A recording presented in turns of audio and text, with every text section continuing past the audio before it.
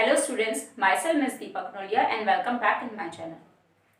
Last lecture में मैंने आपके साथ डिस्कस किया था कि इंटरेस्ट ऑन कैपिटल के कितने मेथड्स होते हैं। सिंपली हम इंटरेस्ट ऑन कैपिटल कैसे कैलकुलेट करेंगे, तो मैंने आपको 3 मेथड्स बताए थे। और अगर आपने मेरा लेक्चर मिस कर दिया है तो आप कोई बात नहीं, आप मेरे चैनल में जाके मेरे लेक्चर को देख सकते हो, ठीक है। और मैंने डिस्क्रिप्शन में भी लिंक प्रोवाइड करवा दी है ताकि आपके लिए बहुत हेल्पफुल होगी। तो आज हम डिस्कस करेंगे कि इंटरेस्ट ऑन कैपिटल के लिए आपके क्या प्रोविजन बनाए गए हैं, क्या शर्तें रखी गई हैं कि तब आपका इंटरेस्ट ऑन कैपिटल प्रोवाइड किया जाएगा। तो आज हम वो केस और वो प्रोविजन डिस्कस करेंगे। आपके 3 केसेस हैं, तो 1 बाय 1 उसको हम डिस्कस करते हैं। केस फर्स्ट, देखिए provision relating to interest on capital are given below. Case first में आपका क्या बोला गया है? सबसे पहले आपका केस में ये बोला गया है, अगर आपकी पार्टनरशिप एग्रीमेंट साइलेंट होती है, इट मीन्स अगर आपका पार्टनरशिप डीड नहीं बनाई गई है, ओरल एग्रीमेंट हुआ है, तो आपका इंटरेस्ट ऑन कैपिटल नहीं अलाउ किया जाएगा, ठीक है। When the partnership agreement is silent about the interest on capital, अगर आपका पार्टनरशिप एग्रीमेंट साइलेंट है, इंटरेस्ट ऑन कैपिटल के बारे में कुछ नहीं बता रहा है, तो no interest will be allowed, okay. कोई इंटरेस्ट नहीं अलाउ किया जाएगा किसी भी पार्टनर को, ये रूल है, आपका प्रोविजन है।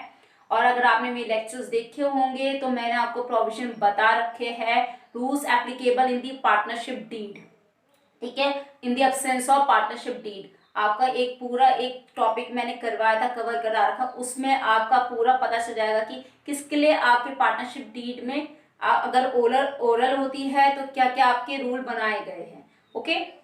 तो केस फर्स्ट यही बोलता है कि अगर पार्टनरशिप एग्रीमेंट आपका साइलेंट है, किसके बारे में? इंटरेस्ट ऑन कैपिटल के बारे में, इट मीन्स आपकी पार्टनरशिप डीड नहीं बनाई गई है, तो उस कंडीशन में आपकी क्या शर्त रखी गई है कि no interest will be allowed on capital, capital पे कोई इंटरेस्ट अलाउ नहीं किया जाएगा, okay. This is your case first. Now move on case second, okay. देखिए case second, when the partnership agreement provides for interest on capital but silent in treating interest as a charge or appropriation। ये charge and appropriation मैंने underline कर देखी है। अब इसका मतलब क्या है? जब आपकी पार्टनरशिप डीड बनाई गई हो आपके इंटरेस्ट ऑन कैपिटल के लिए, बट उस पार्टनरशिप डीड में ये नहीं बताया गया होगा कि इंटरेस्ट ऑन कैपिटल आपका चार्ज हो रहा है या फिर एप्रोप्रिएट किया जा रहा है। तो अगर हम चार्ज एंड एप्रोप्रिएट का मतलब जाने तो charge against profit and appropriation out of profit में मैं आपको ये डिस्कस कर चुकी हूँ। तो चार्ज का मतलब होता है कि आपका प्रॉफिट हो या लॉस हो, doesn't matter, full interest will be allowed on partners, ठीक है। पार्टनर्स की जो पार्टनर्स की जो कैपिटल है उसके ऊपर पूरा इंटरेस्ट आपका अलाउ किया जाएगा, चाहे आपके फर्म को लॉस हो चाहे प्रॉफिट हो, कुछ फर्क नहीं पड़ता। प्रॉफिट होगा तब भी उनको इंटरेस्ट दिया जाएगा, प्रॉफिट नहीं भी होगा तब भी उनको इंटरेस्ट दिया जाएगा, ये कहलाता है आपका चार्ज, ठीक है। एप्रोप्रिएशन क्या बोलता है? एप्रोप्रिएशन ये बोलता है कि अगर आपका प्रॉफिट होगा, इट मींस नेट प्रॉफिट होगा आपके प्रॉफिट एंड लॉस अकाउंट में, तब भी आपके पार्टनर्स को इंटरेस्ट दिया जाएगा, नहीं तो नहीं दिया जाएगा। इट मींस आपके नेट प्रॉफिट से ज्यादा इंटरेस्ट ऑन कैपिटल नहीं होना चाहिए। अगर नेट प्रॉफिट से ज्यादा इंटरेस्ट ऑन कैपिटल होगा तो वो आपका नहीं दिया जाएगा पार्टनर्स को, ये कहता है आपका एप्रोप्रिएशन।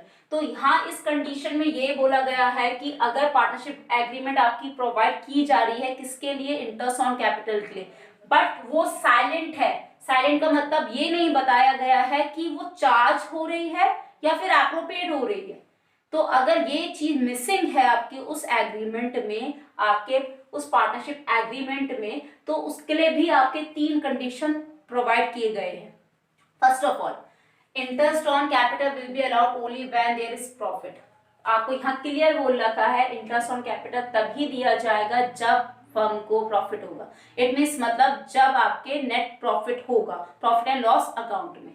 तो इन केस ऑफ लॉस, अब तीन कंडीशन है, इसके केस के अंदर भी आपकी तीन कंडीशन अलाउ की गई है, उसके अकॉर्डिंग आपका इंटरेस्ट ऑन कैपिटल दिया जाएगा। अगर लॉस होता है, लॉस के कंडीशन में साफ मना करा गया है कि आपका इंटरेस्ट नहीं दिया जाएगा अगर आपका नेट लॉस निकलता है, तो in case of loss no interest will be allowed on capital, कोई इंटरेस्ट अलाउ नहीं किया जाएगा कैपिटल के ऊपर।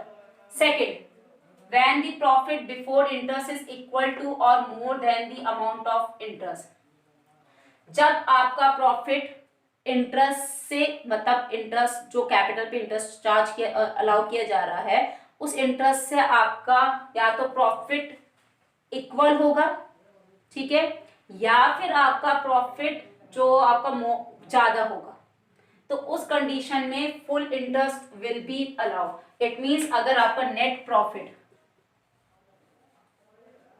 10,000 है और अगर इंटरेस्ट जो आपका अलाउ किया जा रहा है पार्टनर्स, उसका भी टोटल अमाउंट 10,000 है, तब तो इस कंडीशन में इक्वल, ये इक्वल हो गई, इक्वल कंडीशन में फुल इंटरेस्ट आपका अलाउ किया जाएगा पार्टनर्स को उनकी कैपिटल पे। और अगर ये प्रॉफिट ज्यादा है, मतलब माना ये 20,000 हो गया, ये आपका हो गया 10,000, तो अगर आपका नेट प्रॉफिट ज्यादा है इंटरेस्ट से, तो आपका उस कंडीशन में भी full interest will B allow किया जाएगा। Okay, got it. इसके मैं आपको न्यूमेरिकल भी करवाऊंगी।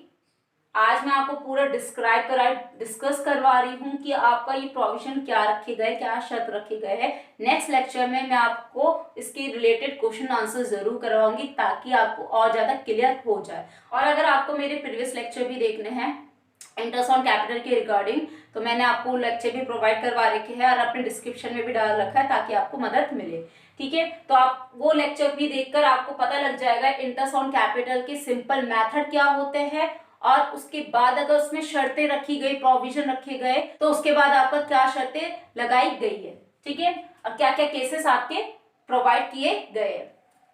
तो ये था आपका when the profit before interest is equal to और more than the amount of interest. जब आपके प्रॉफिट की कीमत इंटरेस्ट ऑन कैपिटल के इक्वल होगी या फिर इंटरेस्ट ऑन कैपिटल से ज्यादा होगी, उस कंडीशन में आपको इंटरेस्ट पूरा चार्ज किया जाएगा, पूरा अलाउ किया जाएगा। Got it. सी पॉइंट, अब सी पॉइंट क्या बोलता है, when the profit before interest is less than the interest itself. अगर आपका प्रॉफिट, अभी तक क्या हुआ था, जो प्रॉफिट है इक्वल होना चाहिए इंटरेस्ट के, अगर प्रॉफिट इक्वल होगा इंटरेस्ट के तो आपका फुल इंटरेस्ट अलाउ किया जाएगा। अगर आपका प्रॉफिट मोर देन है इंटरेस्ट के, तो उस कंडीशन में भी आपका फुल इंटरेस्ट अलाउ किया जाएगा। बट अगर प्रॉफिट आपका लेस देन हो जाता है इंटरेस्ट के, तो यहां पर इसके लिए ये 3 पॉइंट बोला गया है, interest will be restricted to the amount of profit, hence profit will be distributed in the ratio of interest on capital of each part। it means interest नहीं लगाया जाएगा, इंटरेस्ट आपका रिस्ट्रिक्ट किया जाएगा, रोक दिया जाएगा, और जो भी इंटरेस्ट निकलेगा उस इंटरेस्ट से जो रेशो निकलेगा उस रेशो में वो प्रॉफिट डिवाइड किया जाएगा। ओके, तो पहला केस में क्या बोला था यहाँ पर, अगर सिंपली आपका लॉस होता है तो लॉस की कंडीशन में कोई इंटरेस्ट अलाउ नहीं किया जाएगा। सेकंड, अगर आपका प्रॉफिट इक्वल है इंटरेस्ट के तो फुल इंटरेस्ट दिया जाएगा, प्रॉफिट ज्यादा है इंटरेस्ट के तो फुल इंटरेस्ट दिया जाएगा। ये था आपका बी पार्ट में बोला गया। और अगर प्रॉफिट आपका कम है इंटरेस्ट से, लेस देन है, तो इंटरेस्ट बिल्कुल रिस्ट्रिक्टेड होगा, ठीक है। और जो भी इंटरेस्ट ऑन कैपिटल से रेशो निकलेगा उस रेशो में वो प्रॉफिट डिस्ट्रीब्यूट किया जाएगा पार्टनर्स में। Okay, got it. Now move on case third. Now see case third. Case 1 में आपने क्या पढ़ा था कि जब आपका ओरल एग्रीमेंट होगा, पार्टनरशिप डीड साइलेंट होगी, किसके अबाउट, इंटरेस्ट ऑन कैपिटल, उस कंडीशन में कोई इंटरेस्ट ऑन कैपिटल अलाउ नहीं किया जाएगा। सेकंड केस में आपको बोला गया था कि पार्टनरशिप एग्रीमेंट बना तो है इंटरेस्ट ऑन कैपिटल के लिए, बट उस एग्रीमेंट पे ये नहीं बताया गया है कि वो चार्ज हो रहा है या एप्रोप्रिएट हो रहा है। तो तब क्या केस थे, सबसे पहला था कि अगर फर्म को लॉस होता है, मतलब आपका प्रॉफिट एंड लॉस अकाउंट में लॉस होता है, तो आपका कोई इंटरेस्ट नहीं दिया जाएगा। सेकंड, आपका ये बोला था अगर प्रॉफिट इक्वल होगा इंटरेस्ट के और प्रॉफिट ज़्यादा होगा इंटरेस्ट से, तो आपका फुल इंटरेस्ट अलाउ किया जाएगा कैपिटल के ऊपर, ठीक है। उसके बाद आपका बोला था अगर प्रॉफिट कम होता है आपके इंटरेस्ट से, तो आपके इंटरेस्ट बिल्कुल रिस्ट्रिक्टेड होगा। और सेकेंडली ये बोला गया है कि जो भी इंटरेस्ट ऑन कैपिटल से रेशो फाइंड आउट होगा, उससे जो रेशो निकलेगा उस रेशो पे प्रॉफिट बांटा जाएगा। नाउ केस थर्ड, अब आपका पार्टनरशिप एग्रीमेंट है और साफ क्लियर उस एग्रीमेंट में ये बोला गया है कि वो ट्रीट कैसे किया जा रहा है, एज अ चार्ज। जब चार्ज ट्रीट किया जाएगा तो चार्ज में मैंने आपको यही बोला था कि प्रॉफिट हो या लॉस हो, प्रॉफिट हो या ना हो, full amount will be allowed. खुद ने आपको पूरी जो भी इंटरेस्ट होगी, full interest will be allowed, वो पूरा अलाउ किया जाएगा, जितना भी इंटरेस्ट लगाया जाएगा आपके पार्टनर्स की कैपिटल पे। तो यहाँ पर भी साफ यही बोला गया है कि ये चार्ज वर्ड, तो full interest will be allowed whether there is profit और लॉस, चाहे प्रॉफिट हो या लॉस हो, डजंट मैटर, आपका फुल इंटरेस्ट अलाउ किया जाएगा। इसलिए मैंने आपको चार्ज एंड एप्रोप्रिएशन का यहाँ भी आपको क्लियर लिख दिया ताकि आपको कोई कंफ्यूजन क्रिएट ना हो कि चार्ज का मतलब क्या होता है, एप्रोप्रिएशन की। और अगर आपको उसको डिफरेंस देखना है तो आप मेरे चैनल में जाके देख सकते हो, वहां मैंने पूरा लेक्चर में आपको बता रखा है कि charge and appropriation out of profit में क्या डिफरेंस होता है। तो यहाँ देखिए, charge means full interest is to be allowed whether there are profit और लॉस। साफ बोला गया है कि चार्ज का मतलब होता है पूरा इंटरेस्ट अलाउ करना, चाहे प्रॉफिट हो या लॉस हो। Okay, got it. एप्रोप्रिएशन का मतलब होता है interest is to be allowed only out of profit. जब प्रॉफिट होगा तभी आपका इंटरेस्ट दिया जाएगा, नहीं तो नहीं दिया जाएगा। इसका मतलब it means that the interest on capital can not exceed the amount of profit. इसका मतलब ये है कि प्रॉफिट से ज्यादा इंटरेस्ट ऑन कैपिटल नहीं होना चाहिए। अगर प्रॉफिट से ज्यादा इंटरेस्ट ऑन कैपिटल होगा तो उसके लिए अलग केस किया जाएगा, तो वो तो ये होगा आपका एप्रोप्रिएशन। ओके, तो ये तो था आपका इंटरेस्ट ऑन कैपिटल के लिए जो प्रोविजन बनाए गए हैं।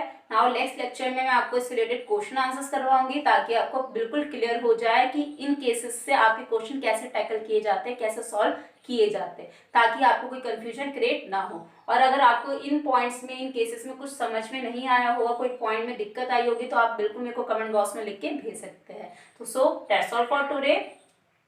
Keep watching, keep learning, stay home, stay safe and stay connected with TK classes. Thank you. Thanks for watching.